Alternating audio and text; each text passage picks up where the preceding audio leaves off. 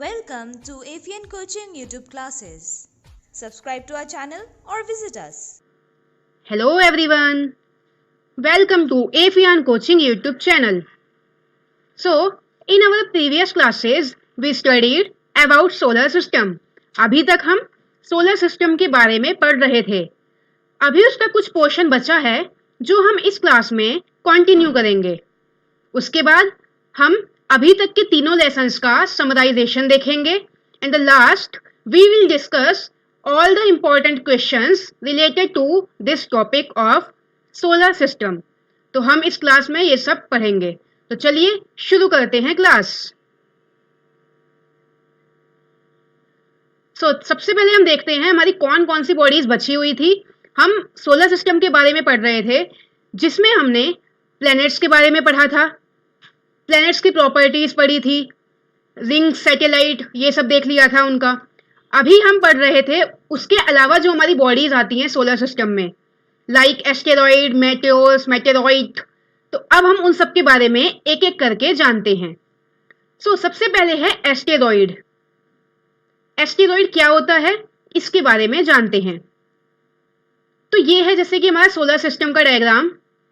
इसमें हम देख रहे हैं कि ये सन, मरकरी, वीनस, अर्थ, मार्स, जुपिटर. मार्स और जुपिटर के बीच में ये एक हमें बेल्ट दिखाई दे रही है. Yes, this is known as asteroid belt. ये हमने जब सोलर सिस्टम का डायग्राम शुरू किया था बनाना, वहां भी मेंशन किया था मैंने that there is a belt lying between Mars and Jupiter which is called asteroid belt. इस बेल्ट में ही हमारे एस्टेरॉइड होते हैं जो हमारे सन के अराउंड एक स्पेसिफिक पाथ में रोटेशन करते हैं. ये एस्टेरॉइड होते क्या हैं?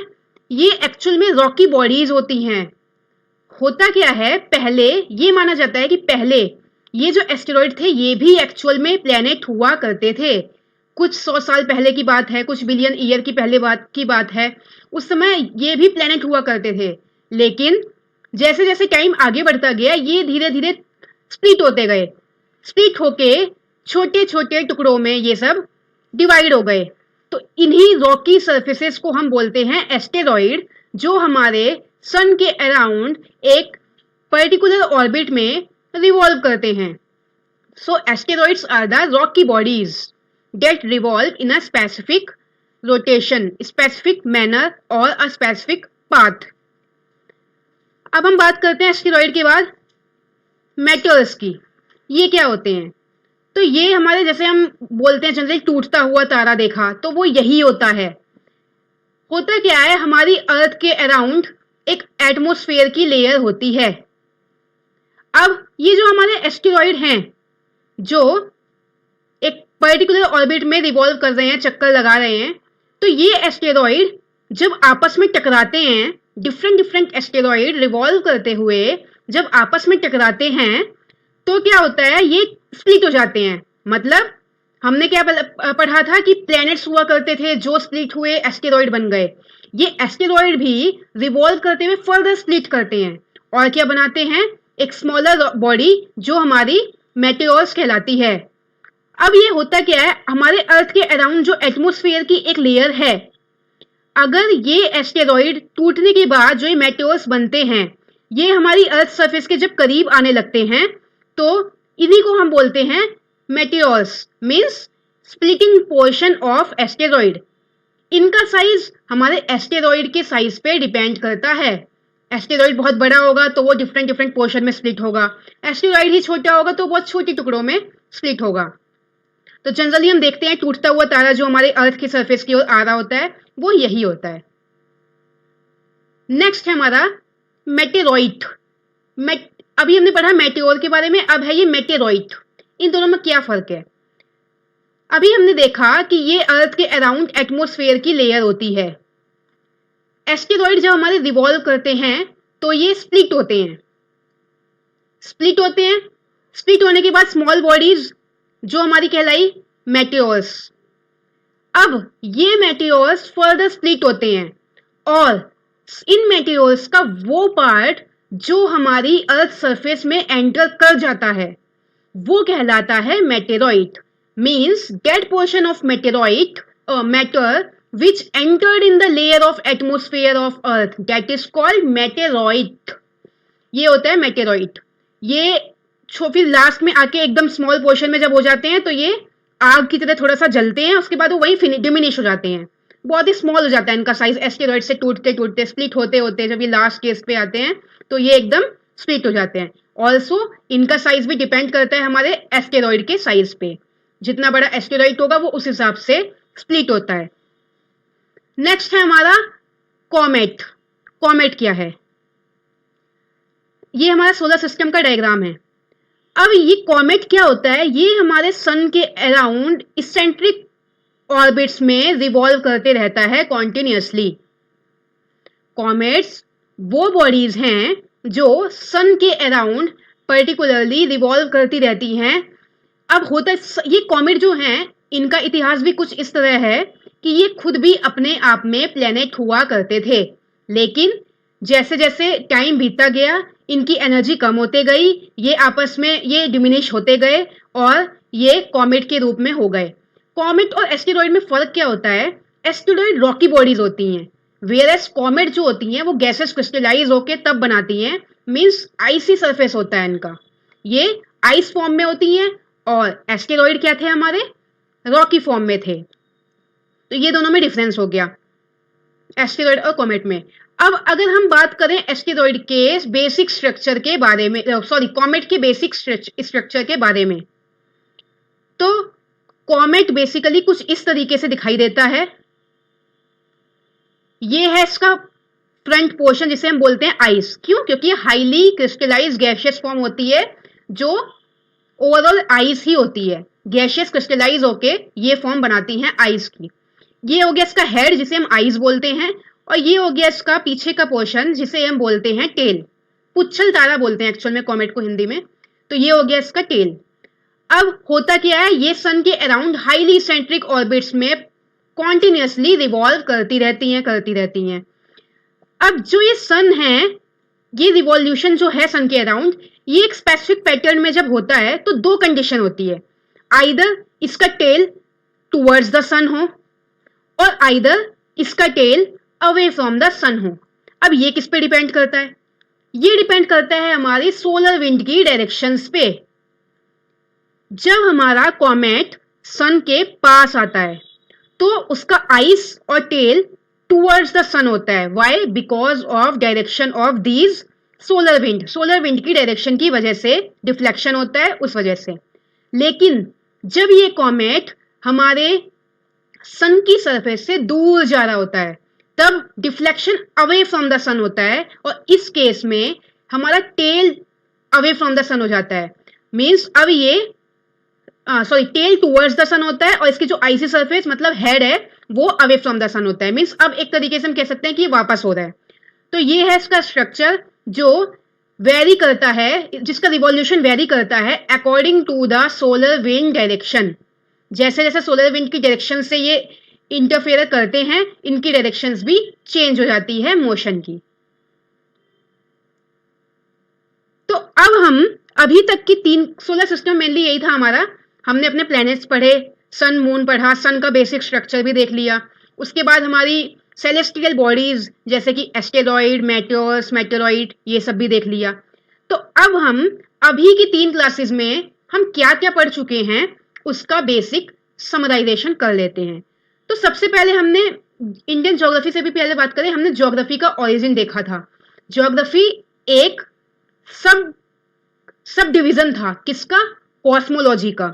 कॉस्मोलॉजी के अंदर 2 ब्रांचेस थी जिसमें एक में एस्ट्रोनॉमी आता था और एक में आता था ये geography. Geography further divided into 2 categories. वो कौन कौन सी थी हमारी? वर्ल्ड ज्योग्राफी और इंडियन ज्योग्राफी. फर्दर इनको क्लासिफाई किया गया था लाइक फिजिकल, ह्यूमन. तो ये सब पार्ट थे. ह्यूमन में लिथोस्फेयर, हाइड्रोस्फेयर, ये सब पढ़ा था हमने. ह्यूमन है तो पॉपुलेशन होगा, पॉपुलेशन है तो डिस्ट्रीब्यूशन होगा, उसके बाद उनका सेटलमेंट होगा, इकोनॉमिक कंडीशन होगी, हमने ये सब पढ़ा था. फिर हम इंडियन ज्योग्राफी की बात करें तो हम इस तरीके से इसको पढ़ना शुरू करते हैं.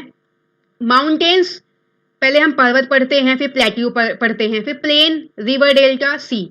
मीन्स हम पर्वत, पठार, मैदानी क्षेत्र, रिवर डेल्टा ये सब पढ़ते पढ़ते लास्ट में आते हैं अपने समुद्र की तरफ।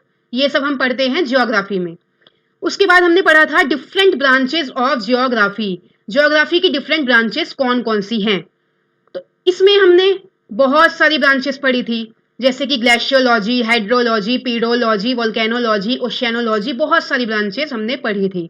ओवरऑल कहने का मतलब ये था कि if we are talking about geography, it does not means कि हम एक सिंगल सब्जेक्ट पढ़ रहे हैं। हम इंडिविजुअली कई सारे सब्जेक्ट को कवर अप कर रहे हैं एक वर्ड ज्योग्राफी के अंदर। हम इसके अंदर बहुत कुछ पढ़ते हैं, तो वो आ जाता है ब्रांचेस के अंदर। नेक्स्ट हम सोलर सिस्टम हमने पढ़ा था, हमने कुछ उसके इंपॉर्टेंट पॉइंट पढ़े थे, जैसे कि largest planet of our solar system is Jupiter, smallest planet of our solar system is Mercury, satellite of earth, earth की सैटेलाइट कौन सी है, that is the moon. Earth twin, पृथ्वी की जुड़वा बहन किसे कहा जाता है, वीनस को। Brightest planet of our solar system, वो क्या है हमारा, Venus. Brightest star solar system का कौन सा है, serous.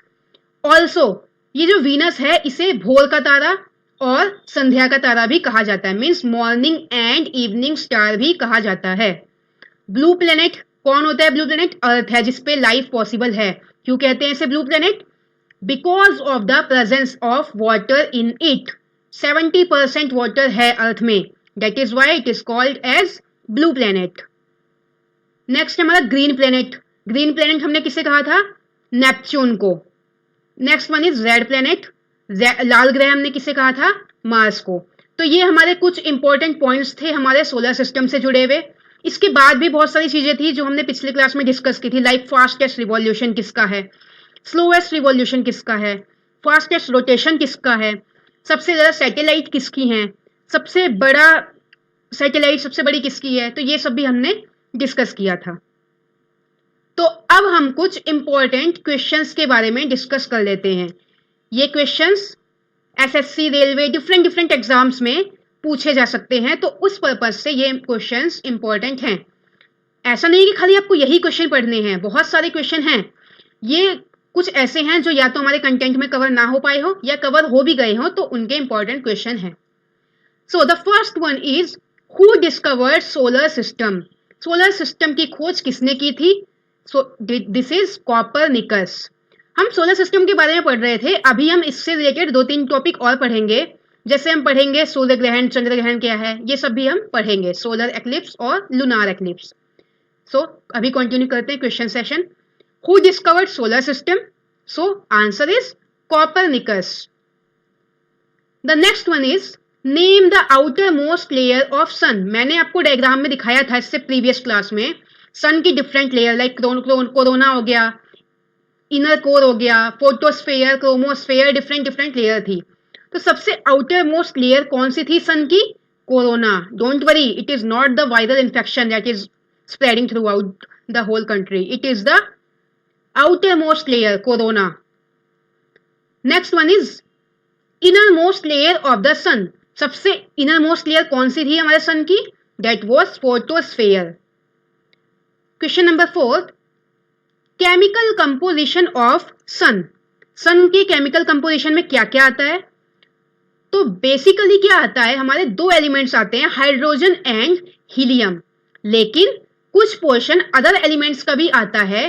Since it is negligible, very small in number, 2.5% है ओनली, तो इसलिए हम इनके बारे में तो नहीं पढ़ते, mainly hydrogen and helium.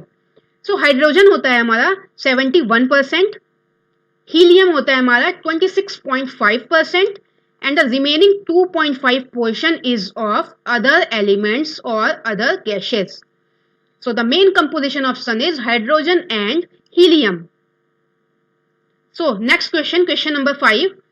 First person to step foot on the moon. चंद्रमा पे कदम रखने वाले पहले पर्सन कौन थे, so he was Neil Armstrong. Neil Armstrong was the first one to step foot on moon. Next question, question number 6. How many natural satellite of Earth are? अभी हमने पहले इससे एक दो पेज पहले ही देखा था. Natural satellite of earth is only one, that is our moon, चंद्रमा. Next question number 7 is first Indian to go into space. Space में जाने वाले पहले इंडियन कौन थे? तो he was Rakesh Sharma. And the next question is largest satellite of solar system. Solar system की largest satellite कौन सी है? तो ये हम जब सोलर सिस्टम पढ़ रहे थे उसमें जब हम जुपिटर की प्रॉपर्टीज देख रहे थे वहां मैंने आपको बताया था Ganymede is the largest satellite of our entire solar system and it is the satellite of which planet? Jupiter. तो ये कुछ क्वेश्चंस थे हमारे अभी तक के क्लासेस से रिलेटेड. इसके अलावा भी बहुत क्वेश्चंस बनते हैं, वो हम फर्दर कभी डिस्कस करेंगे. अब नेक्स्ट हम आगे की क्लासेस में हम पढ़ेंगे डिफरेंट मोशन ऑफ अर्थ. हम सोलर एक्लिप्स और लूनार एक्लिप्स को भी कवर करेंगे और ऐसे करते करते हम इंडियन ज्योग्राफी के और पोर्शंस को कंटिन्यू करेंगे. तो अभी के लिए इतना ही रखते हैं. मिलते हैं अपने नेक्स्ट सेशन में नेक्स्ट टॉपिक के साथ. Thank you for watching. Don't forget to hit the like button, subscribe to our channel and turn on the bell icon.